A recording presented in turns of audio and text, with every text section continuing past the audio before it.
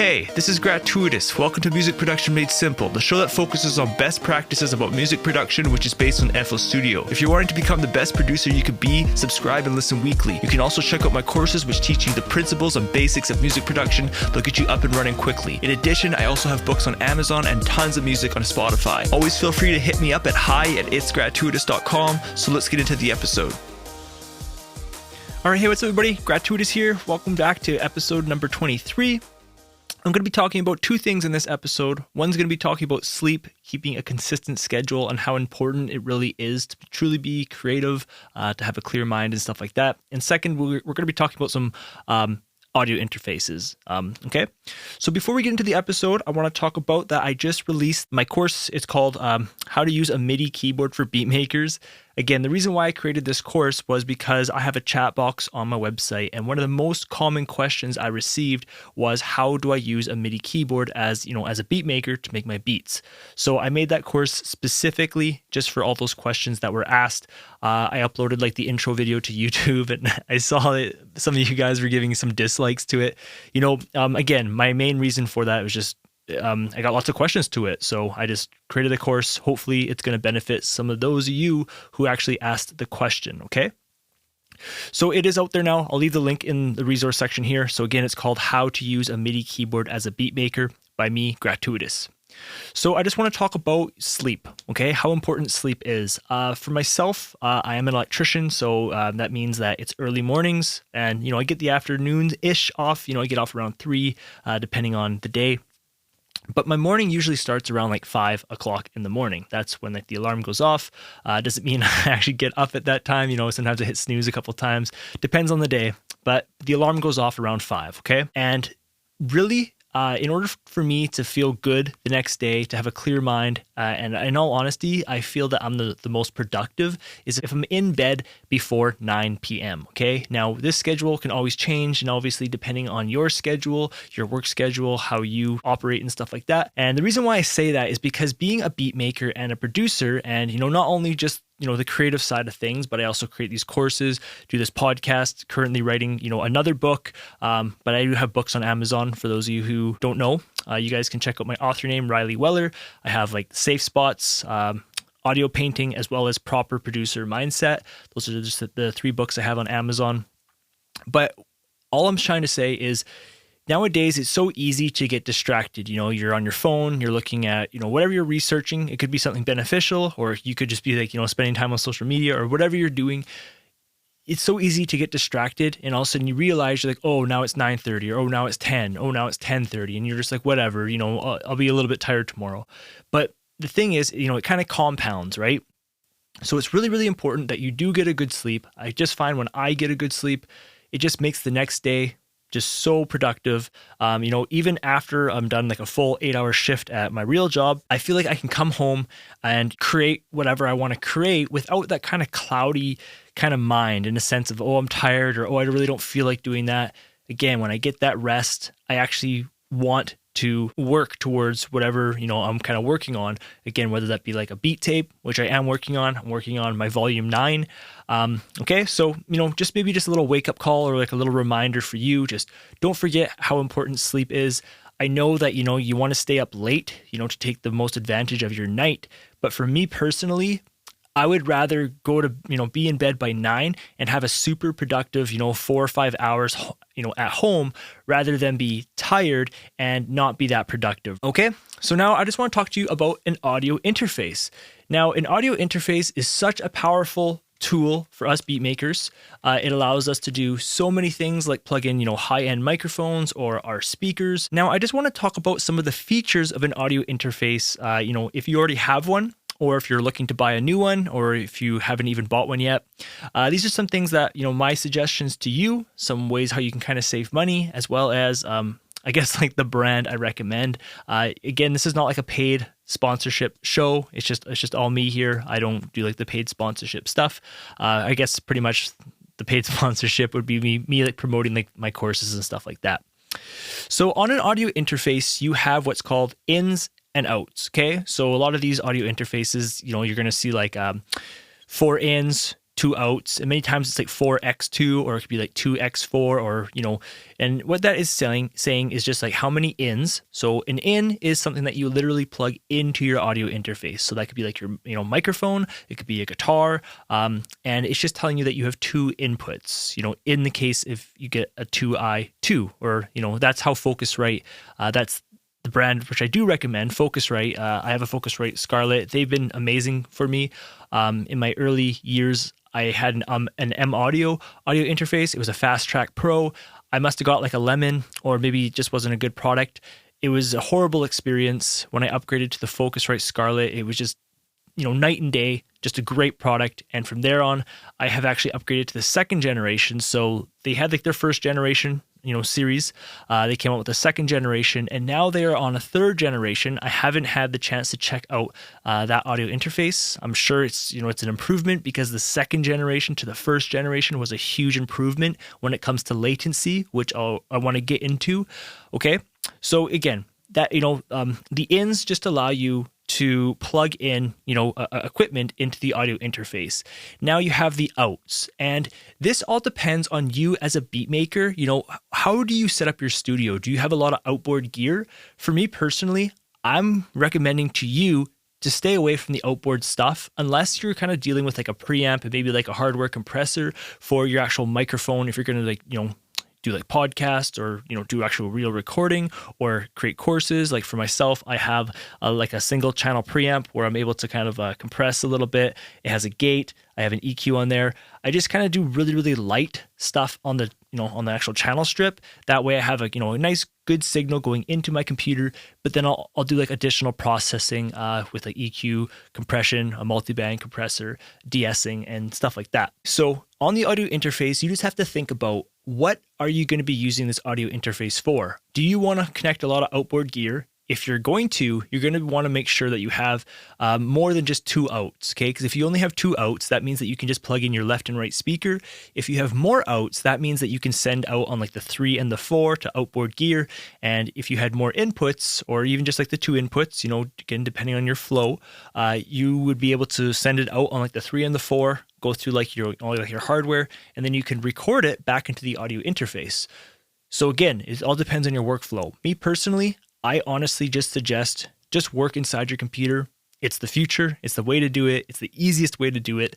Hardware is expensive. It takes up space, and it can break. Whereas, the digital file, you can keep it forever. Okay.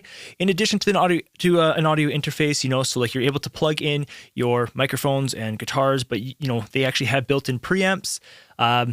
Again, depending on the company, these preamps can be better or worse. And typically, like your goal of a preamp is just to get like a nice clean signal, not have too much noise, so that you can record. It's a high quality, recording, and then you can take that recording and process it however you want. Nowadays, companies have gotten quite good, but again, my recommendation is a Focusrite Scarlett. I currently just have the 2i2. So in my early years, I actually had the 2i4. So that means that I could plug in two microphones, but I had 4 outputs. So I would have 1 and 2 for like my left and right speaker. And then the 3 and the 4, that was just a flexibility, because I can actually, in my early years, I actually kind of wanted to get into like the hardware, and I was like, I want to kind of try it out and stuff. And again, I just realized it's not worth your time. The digital route is by far the best way. But in addition, I also had what was called a Mackie Control Universal. It's just a MIDI controller with motorized faders. So the newer ones are just USB. And again, in the last episode, I talked to you about MIDI, and MIDI is USB. It's, make sure USB is your MIDI. It's the easiest way to do it. Back in the day, you actually had to have MIDI cables, which had an in and an out. So sometimes you actually needed to have 2 MIDI cables for it to communicate with, whatever you're wanting it to do. So in the case of my old Mackie Control Universal, I was able to plug that into my audio interface. Again, the 2i4 had MIDI connections in the back. The 2i2 doesn't. The reason why I'm saying this is because over my years, I've just found that using the mouse is by far the easiest approach to making music. But again, in my early years, I was like, I want to try out all this hardware gear. I want to get the hands-on mixing. It's just kind of learning curves. But I needed the 2i4 to plug in that Mackie control. Once I realized that the mouse is by far the easiest way to do anything with music production, and then I upgraded to the second generation of the Focusrite series, I then decided to go for the 2i2. Again, that's 2 inputs, 2 outputs, but it didn't have the option for MIDI inputs and stuff like that. So with this audio interface that I'm talking to you on right now, I wasn't able to use this Mackie control and stuff like that. But that allowed me to save money because, if you look at the price difference between the 2i2 and the 2i4, there is a price difference. So again, when you're purchasing an audio interface, you just want to think about what are you using this audio interface for? How many microphones or, inputs are you going to be plugging in at once? Are you recording like a band? If you are, that's kind of like a different world. But for us beat makers, we really only need like an audio interface just for like our speakers. If you want some headphones, if you do want to record like a nicer, microphone. And then in addition, it also has like the drivers, which we'll talk about here in a moment, for better performance. So what is an audio interface? So an audio interface is just an external sound card. Okay. So it's a sound card that you plug in through some type of connection, whether it be like USB, Firewire. Nowadays, they're coming out with like USB 3.0 audio interfaces. Now USB-C is becoming a new standard. So it's really, really cool. The audio interfaces have improved a lot. And the whole benefit of the external sound card is, yes, you're able to plug in all this external gear, high quality speakers, high quality microphones, but you're also able to access their ASIO drivers. Okay. So ASIO is actually an amazingly powerful creation, that someone developed. And it's super, super powerful. And I'm just looking off of Wikipedia here, and I want to read this to you because I was just doing a little bit of research on ASIO before I created this podcast because, I have a general idea of what ASIO is. For example, if you are making your beats, you want to make sure that you're not using like the primary driver. You want to make sure you're using an ASIO driver. ASIO allows you to connect like directly right to the sound card. Whereas if you go through Microsoft's like Direct Sound, you actually have to go through like the software, and the whole problem here is what's called latency. So latency is the time it takes. So right now, if I'm talking to you in the microphone, the time it takes to go into the microphone, into the audio interface, into my computer, back out of my computer so I can actually hear it. Okay. And latency is a huge problem in the industry. It's improving. So from the first generation of this Focusrite Scarlett audio interface to the second generation, there's been a huge improvement. And I'm sure like the third generation is even better. So ASIO allows you to connect, direct to this actual sound card so that you get the best performance and lowest latency that this equipment can handle. Okay. So let me just read you this. I just found it really, really powerful and just gave me some extra clarity into what ASIO really is, okay? So it's just 2 paragraphs. So audio stream input output is what ASIO stands for, and it is a computer sound card driver protocol for digital audio specified by Steinberg, providing a low latency and high fidelity interface between a software application and a computer's sound card. Okay, so again, you don't have to go through Windows through it. It goes right from your sound card to the actual program, such as FL Studio that you're using. So whereas Microsoft's Direct Sound is commonly used as an intermediary signal path for a non-professional user. Okay, so ASIO allows musicians and sound engineers to access external hardware directly. And that's why you're able to get such good performance and lower latency out of it, okay? So I just got one more paragraph here for you. It just clarified a lot of things for me. So ASIO bypasses the normal audio path from a user application through layers of intermediary Windows operating system software so that an application connects directly to the sound card hardware. So each layer that is bypassed means a reduction in latency. So in short, you want to be making sure that you're selecting an ASIO driver.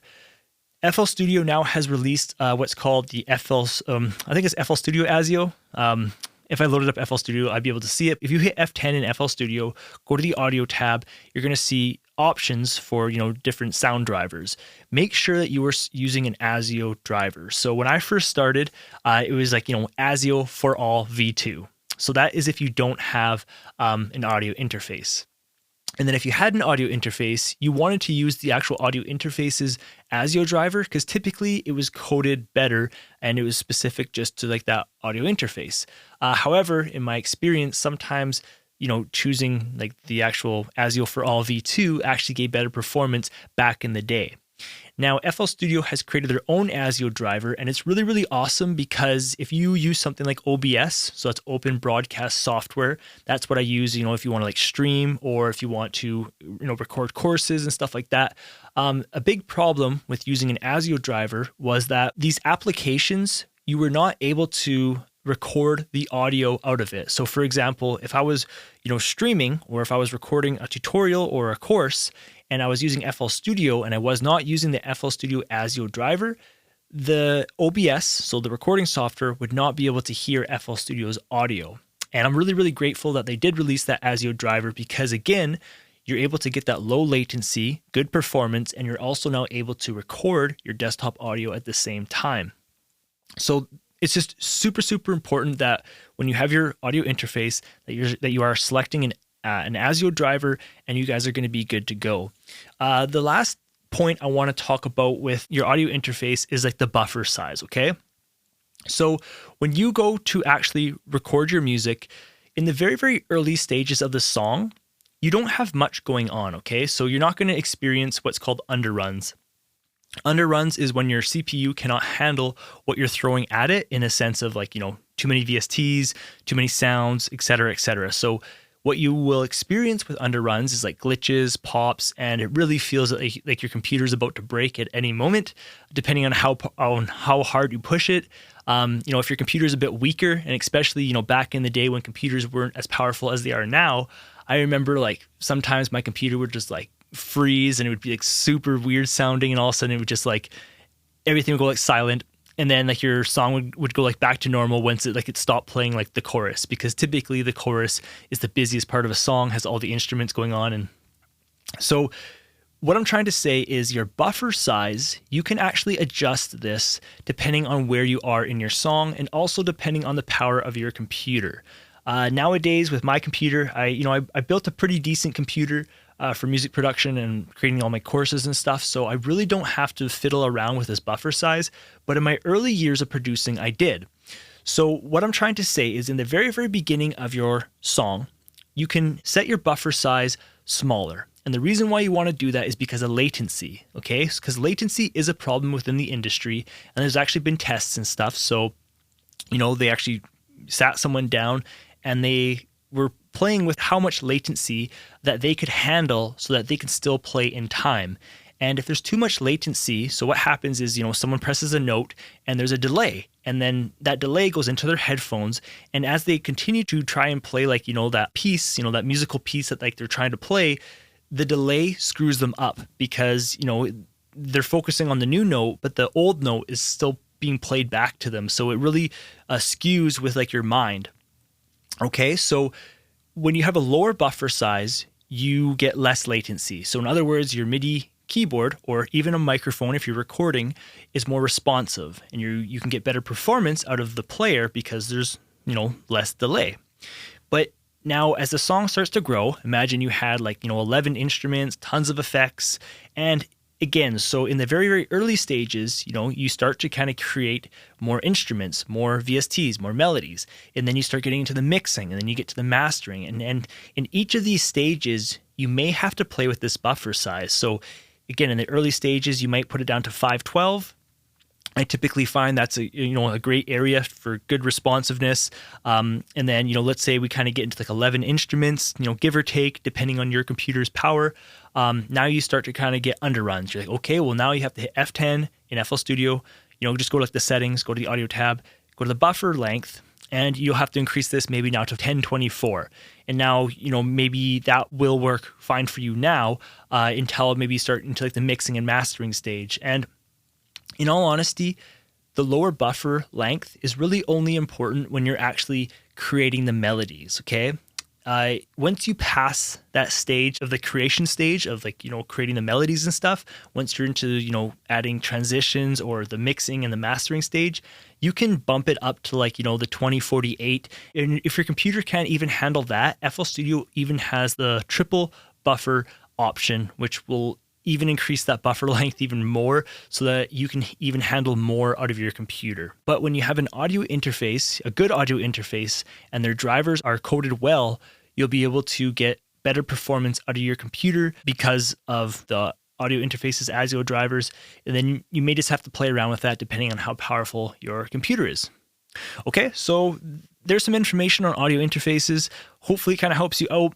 Again, I personally, at this moment in time, I recommend the Scarlett 2i2. I have the second generation. I haven't tried the third generation, but comparing the second to the first, there was a huge improvement in latency. Okay, so the first generation had quite a bit of latency still. I wasn't able to get as good a performance out of it. The second generation, it was just like night and day. It was like, whoa, I can handle way more with this audio interface. Okay, and again, just a reminder, try to go to sleep on time tonight. See how your morning is. If it goes good, then you can thank me. Okay, so again, check out the course, How to Use a MIDI Keyboard as a Beatmaker. I had tons and tons of questions from you guys about it, so I decided to create one. I'm also going to be creating a course here on how to use an audio interface, just kind of a quick up and running course. But again, if you're part of the membership, all these courses are free. They're all a part of it. You guys can do a monthly membership or a lifetime access. So it's just a one-time payment. You access all my courses forever. And I'm going to keep creating all these courses. Again, I've acquired more gear. I acquired a 4K webcam. I don't want it for the 4K.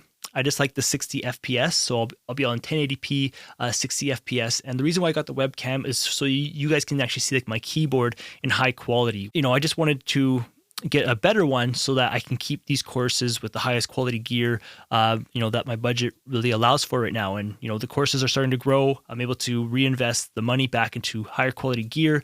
I now have a Sony A6400. The camera has been amazing. If you guys ask questions, I can continue to create courses for these specific questions.